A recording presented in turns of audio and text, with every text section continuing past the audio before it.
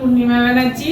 গত ডিসেম্বর থেকে আমার হেভি ব্লিডিং এর সমস্যায় ভুগছিলাম। তো আমি যেখানে থাকি কালীপাড় চিনাপাড়, ওখানে একটা গাইনোকোলজিস্ট দেখিয়েছি। ওনাকে দেখে উনি তো বললেন না, আমরা রিপোর্ট দেখে বললো সার্জারি করতে হবে। আমি বললাম ঠিক আছে, বাড়িতে আলোচনা করলাম। মেয়ে বললো না, আমি সার্চ করে দেখলো অ্যাপোলোতে রূপশ্রী ম্যাম, বলছে চলো কোনো কথা নেই, ওখানেই চলো। ম্যামের কাছে এলাম।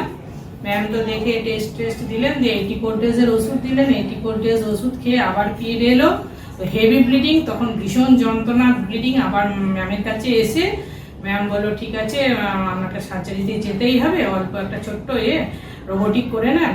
তো বাড়িতে আলোচনা করে রোবোটিক করে তাতে আমার বেনিফিট হচ্ছে।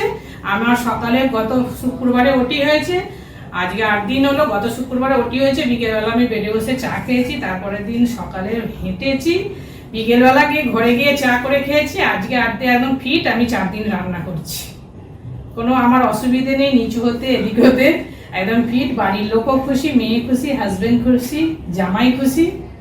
আর মেন্টাল সাপোর্ট করেছে ফ্যামিলি, বাড়ির লোক। আর ম্যাম সবসময় করেছে যে কিছু হবে না, ভয় নেই, সেটাই হয়েছে। থ্যাংক ইউ ম্যাম, রূপশ্রী ম্যামকে অসংখ্য ধন্যবাদ। হ্যাঁ।